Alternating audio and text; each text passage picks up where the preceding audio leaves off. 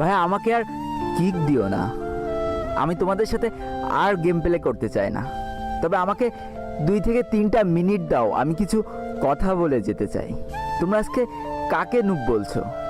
আমাকে?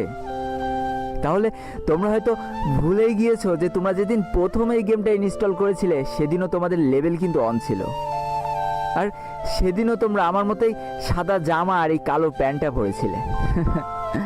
সেদিনও তোমাদের কাছে কোনো গান স্কিন আর কোনো ইমোট ছিল না। সেদিনও ঠিক আমার মতোই তোমরা অসহায় ছিলে। আর আজ দেখো তোমাদের কত অহংকার আর গর্ব।